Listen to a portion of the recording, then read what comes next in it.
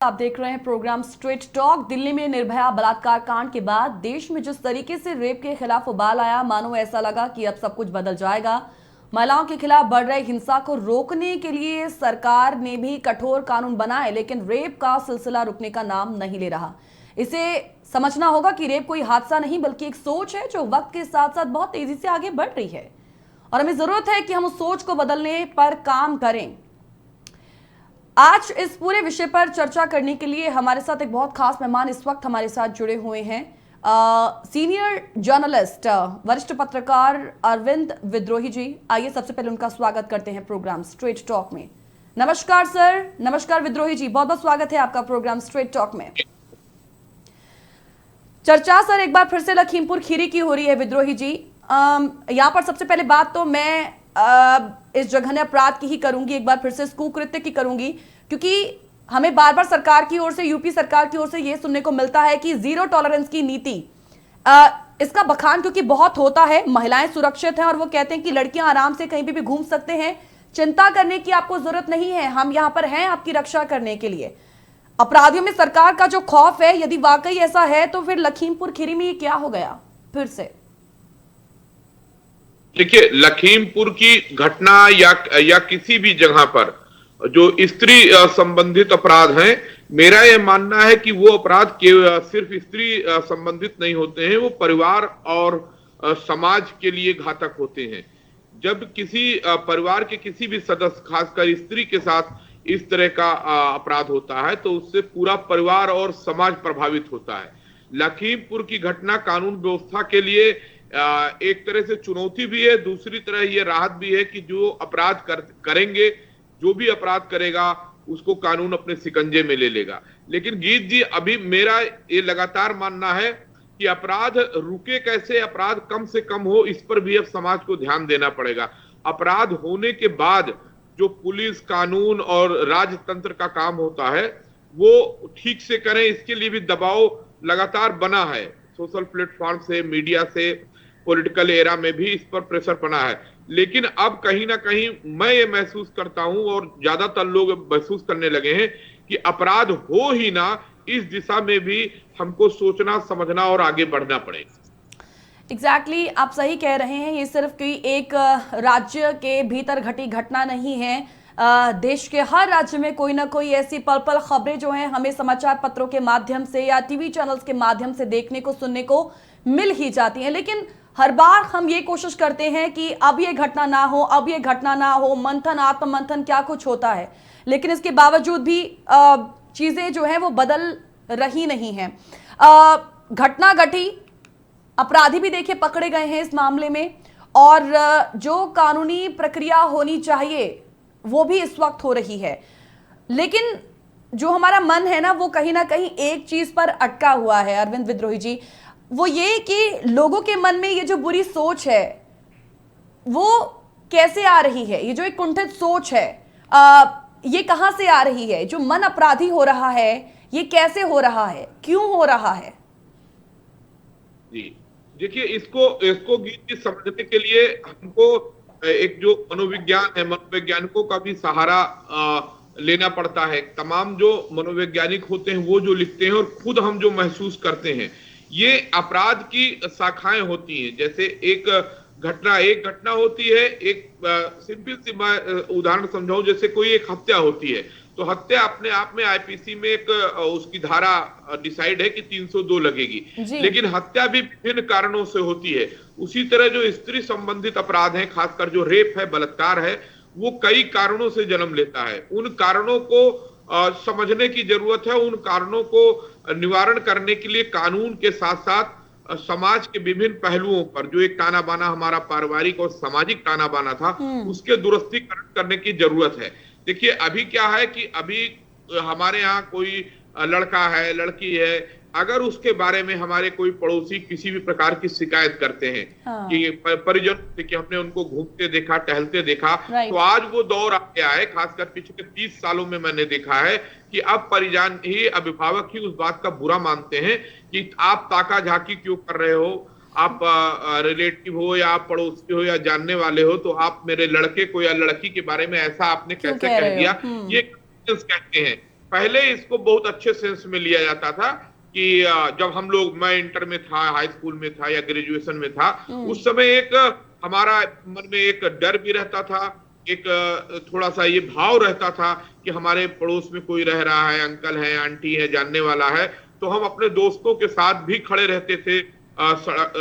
Schooling करते समय cycle से अगर हम लोग चौराहे पर, तो हम देखते थे कि हमारे मोहल्ले का कोई आ रहा है, तो थोड़ा सा हम साइकिल की पैडल बढ़ा देते थे कि अरे खड़े ना रहो, नहीं शिकायत होगी कि ये लोग चौराहे पर खड़े थे। आज के समय में स्वतंत्रता को स्वच्छंदता हमने समझ लिया है, हम खुद अभिभावकों ने भी, बच्चों ने भी। तो एक ये भी कारण है कि अब समाज में धीरे धीरे सबका भय खत्म हो गया है एक दूसरे के प्रति, और जो अपराधी मनोवृत्ति है, रेपिस्ट मनोवृत्ति की अगर बात करें, तो उसका दो बहुत बड़ा कारण है। एक तो चकाचौंध है, और दैहिक जो है आपकी मामलों में अपराध के प्रति विपरीत, वो ये है कि उसका एक कारण लोग बताते हैं कि आजकल फिल्में और फिल्मों में भी जो इंटरनेट के जमाने से जो पोर्न साइटें हैं, उनका बड़ा योगदान बता रहे हैं। लेकिन ये मेरा मानना है कि एक पार्ट हो सकता है। इसके कंप्लीट निवारण के लिए फैमिली से ही शुरुआत होगी। जब हम अपने बच्चों को, लड़का है या लड़की हो, सारे पहलुओं को बताएंगे, डिस्कशन करेंगे और उनसे कहेंगे कि आपको आजादी तो है, स्वतंत्रता तो है, लेकिन स्वतंत्रता का मतलब स्वच्छंदता नहीं है। और हर अच्छे बुरे पहलू को लड़के और लड़की दोनों को हम अवेयर करेंगे। अवेयरनेस से बड़ी चीज अपराध को रोकने के लिए, किसी भी अपराध को रोकने के लिए उससे बड़ी चीज नहीं। अपराध होने के बाद कानून काम करेगा। ये हर व्यक्ति को अभी भी समझ लेना चाहिए कि बलात्कारियों को सजा हो, फांसी हो, गोली मार दी जाए, ये बलात्कार होने के बाद की बात है। लेकिन जिसके साथ बलात्कार हुआ उसके मन में कितनी पीड़ा होती है, उसके परिवार को या उसके समाज में भावनात्मक लगाव रखने वालों को कितनी पीड़ा होती है, उसको आप किसी बलात्कारी को फांसी भी दे करके कम नहीं कर सकते हैं। तो अभी मेरा मानना है कि जरूरत यह है कि हम अवेयर करें कि बलात्कार या कोई भी इस तरह के अपराध होने ही ना पावे, अवेयरनेस आवे। ये सामाजिक पक्ष जो आपने रखा है ना, ये आज की सच्चाई है।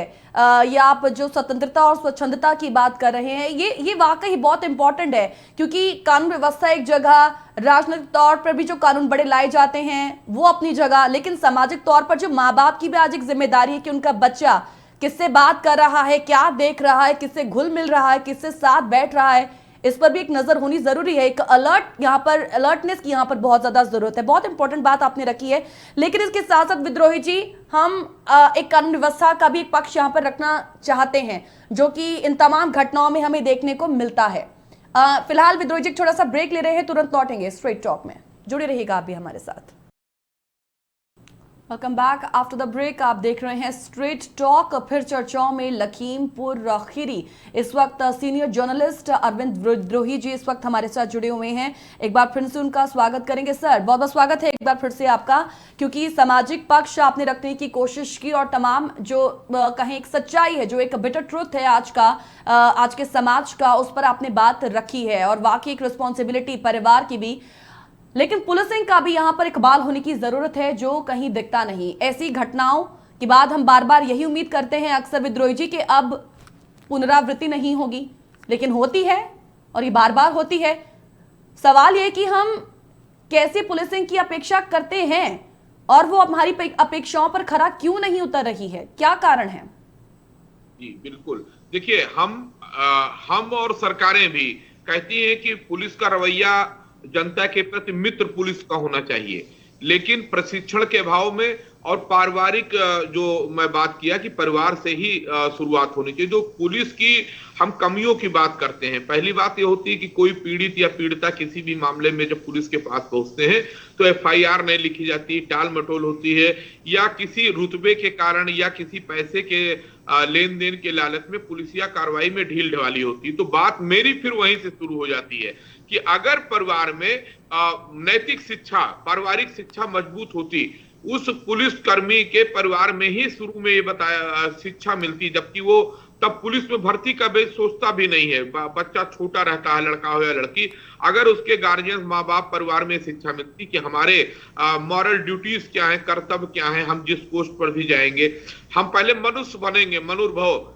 हम जब अभी हो क्या रहा है कि हम बच्चों को पारिवारिक सांस्कारिक जो कहा जाता है कि परिवार प्राथमिक पाठशाला है, माँ सबसे पहली टीचर है और पिता सबसे पहला गार्जियन अभिभावक है, संरक्षक है। उसकी जगह हम अपने नन्हे मुन्ने बच्चों पर तुरंत जो है स्कूली शिक्षा का बोझ लाद दे रहे हैं, किताबों का 2.5-3 किलो का बंडल उसके ऊपर लाद दे रहे हैं। वो कहीं मनुष्य बनने की दौड़ से उसको हटा करके हम उसको एक एकेडमिक एजुकेशन में भेज देते हैं और उसको हम शुरू से बता देते हैं कि आपको कोई नौकरी जॉब करनी है।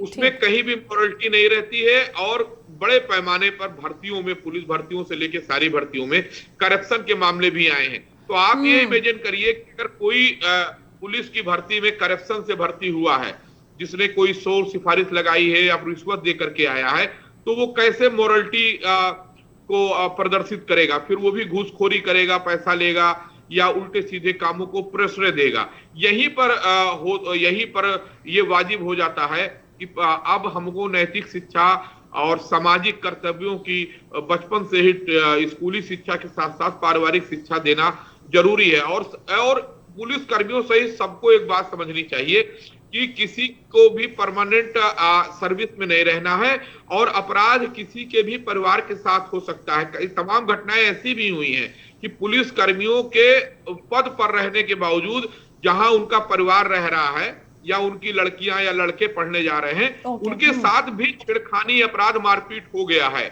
और वहां पर तैनात, जिस थाना क्षेत्र में हुआ, वहां पर तैनात पुलिस कर्मियों ने अपराध को ढीला हवाली किया। तो सभी पुलिस कर्मियों सहित सरकारी कर्मचारियों को समझना चाहिए कि कोई भी अपराध उनके परिवार के साथ भी घटित हो सकता है। अपराधी किसी के नहीं होते हैं। अपराध को रोकने के लिए सबको अपने अपने दायित्वों का, कर्तव्यों का पालन करना चाहिए। हाँ विद्रोही जी, मैं ऐसा देखती हूँ, हम ऐसा फील करते हैं, हालांकि सिर्फ मैं नहीं होंगी और भी बहुत लोग होंगे, कि प्रशासन और पुलिस कमजोर नहीं है। ठीक है, कमजोर हमें लगता है कि उनकी सोच है, उनकी समस्याओं से लड़ने की उनकी इच्छा शक्ति भी। अगर आप इससे सहमत भी हैं तो अपने विचार मेरे साथ जरूर साझा करें। पैसे वाले जब आरोपों के घेरे में आते हैं तो हम देखते हैं कि प्रशासनिक जो शिथिलताएं हैं उन्हें कटघरे के बजाय बचाव के गलियारे में ले जाती हैं। अक्सर पुलिस की लाठी बेबस पर जितने जुल्म ढाती है, सक्षम के सामने वही लाठी सहारा भी बन जाती है। क्योंकि अब तक कई मामलों में कमजोर कानून से गलियां ढूंढकर अपराधी के बच निकलने के भी कई किस्से सामने आ चुके हैं। तो कई बार सबूत के अभाव में न्याय नहीं मिलता और अपराधी छूट जाता है। तो क्या यहां से ही अपराधी का मन अपराधी नहीं होगा? हाँ देखिए, यही किसी भी मामले के कई पहलू होते हैं। हमने ये भी देखा है कि कई पुलिसकर्मी जो है, बिल्कुल समझिए कि अपने दायित्वों से भी ज्यादा वो काम करते हैं। वो जनता की नजर में एक समझिए कि ईश्वरीय दूत के रूप में आते हैं, आगे बढ़ चढ़ कर मदद करते हैं। वही दूसरी तरफ मैं आपको एक भयावह सच्चाई बताऊं कि मैंने अपनी जिंदगी में होमगार्ड को, सिपाही को और समझिए चौकी इंचार्जों को टेम्पो वाले, टैक्सी वाले या गरीब मेहनत का तबकों पर लाठी चलाते हुए देखा है। लेकिन मैंने एक प्रोटोकॉल भी वैसे मेंटेन है इसका कि आप एसपी लेवल से जो आईपीएस आते हैं, पीपीएस आते हैं, उनको किसी भी जिला स्तरीय नेता पर ऐसे ही अनायास लाठी चलाते या उससे बचते हुए देखा है। तो ये होता कैसे? ये ट्रेनिंग से होता है। जो कानून व्यवस्था को चलाने की एक ट्रेनिंग जो होती है वो अधिकारियों को दी जाती है। मैं लगातार एक मांग कर रहा हूं कि पुलिस के काम के घंटे कम किए जाएं, पुलिस कर्मियों के जो रहने की बैरक की, उनके परिवार की व्यवस्था वो ठीक की जाए। पुलिस कर्मियों का जो ट्रेनिंग है उनको ट्रेनिंग दी जाए कि आपको कैसे जो है मेंटल टेंशन से बचना है, और मॉरल ट्रेनिंग भी दी जाए। 8 से 10 घंटे से ज्यादा पुलिस कर्मी जब ड्यूटी करते हैं या कोई भी करता, हम लोग करते हैं, तो हमारे मन में एक चिड़चिड़ाहट आती है और एक फैमिली का बोझ रहता है। और बिल्कुल परिवार से दूर रहने के बाद एक चीज ये होती है कि आप दूर ड्यूटी भी कर रहे हैं तो एक परिवार में होता है कि आप क्या कर रहे हैं, क्या खा रहे हैं, क्यों ज्यादा ड्यूटी कर रहे हैं। तो पुलिस बल को बढ़ाने की जरूरत है, पुलिस को ट्रेंड करने की जरूरत है, उसी तरह से कि पब्लिक डीलिंग आपको कैसे करनी है। और उनको ये बताने की, समझाने की जरूरत है कि केवल आपका अपना परिवार जो घर में आराम से सो रहा है, बच्चा बच्ची या बीबी घर में है, माँ है, बहन है, उसी तरह ये भी है। इनके साथ अगर कोई अपराध करता है तो चाहे जितना पड़ा हो, चाहे जितना पैसा दे रहा हो, चाहे जितना पॉलिटिकल या प्रशासनिक दबाव आपके ऊपर आ रहा आपराधिक में चले, आपको उससे दबना नहीं है, आपको पैरवी करनी है, क्योंकि इसकी जगह आपके परिवार के भी व्यक्ति कहीं दूसरी जगह हो सकते हैं, उनको बचाने की कोशिश हो सकती है। तो ये जो पहलू है ये बहुत जरूरी है। तभी कानून के हमारे जो अच्छे पुलिसकर्मी हैं, जो मित्र पुलिस की भूमिका निभाते रहते हैं, उनका मनोबल बढ़ेगा और कानून के रखवालों को, हमारे लोगों को, हम लोगों को हमेशा उत्साहवर्धन करना चाहिए। ऐसे पुलिसकर्मी जो मित्र पुलिस का काम करते हैं। लेकिन कई बार क्या होता है ना विद्रोही जी, एक राजनीतिक दबाव की भी बातें बहुत आती हैं जब यही हम ऑफिसर्स की बात करते हैं। हाँ, मैं इसकी बात भी यहाँ पर विद्रोही जी जरूर करूंगी, क्योंकि ये भी पक्ष रखना जरूरी है जब मामले रेप, यौन हिंसा से जुड़े हों, महिलाओं की सुरक्षा से जुड़े हों। छोटा सा ब्रेक ले रहे हैं, तुरंत लौटेंगे स्ट्रेट टॉक में।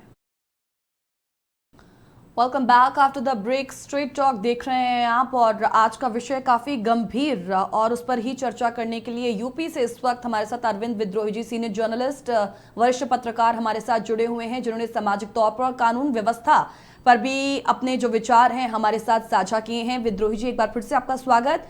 हम यहाँ पर जब कानून व्यवस्था की बात करते हैं तो राजनीतिक दबाव की बात करना भी उतना ही जरूरी हो जाता है। क्यों? क्योंकि देश प्रदेश में बैठे नेता भी बड़े आराम से कह देते हैं कि कोई बात नहीं, लड़का है, लड़के से गलती हो जाती है। तब यहां पर कानून क्या करेगा? नहीं, देखिए, ये बयान जो है कि लड़के हैं, लड़कियों से गलती हो जाती है या किसी इस तरह का बयान, कई नेता दे चुके हैं ऐसे बयान। हाँ। समाज में स्वीकार नहीं है। जो इस तरह बयान देते हैं, उनके परिजन भी उनसे या उनके समर्थक भी इससे सहमत नहीं होते हैं। वो भले ही सार्वजनिक टिप्पणी ना करें, लेकिन इससे कोई सहमत नहीं होता है। गलती की सजा होती है। देखिए, गलती, भूल और अपराध में फर्क होता है।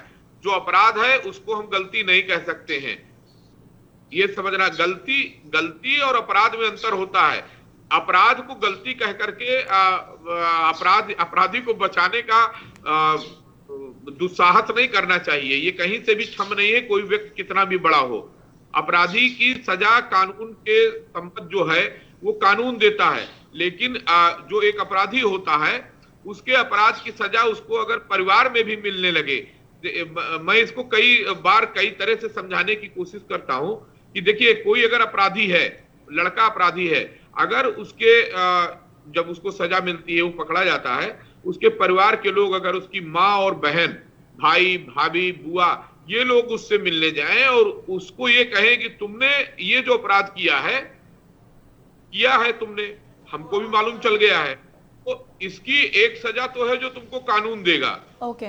लेकिन एक सजा इसकी ये है कि हम तुमसे आज के बाद बात नहीं करेंगे, या तुमको इसकी सजा ये मिल सकती है अगर माँ अपना दिल बड़ा करे, बहन करे, अपने अपराधी भाई को समझावे, जो अभी आरोपी है कानून की नजर में, कि तुमसे ये अपराध हुआ है, इस अपराध की ये सजा है। अगर तुम अब अपराध कर चुके हो, अगर तुमको इतनी हिम्मत हो, अपनी गिल्टी कॉन्शियस को है, तो कोर्ट में खड़े होकर के तुम अपने अपराध को स्वीकार करो और कहो कि हम इन कारणों से, गलत कारणों से, हमारी मानसिक मतलब हम मनोविकृत थे, इसलिए अपराध किया, और अपराध की जो भी सजा हम वो स्वीकार करेंगे। तो जो भी अपराध होगा उसकी सजा 2 साल, 3 साल, 7 साल वो व्यक्ति काटे।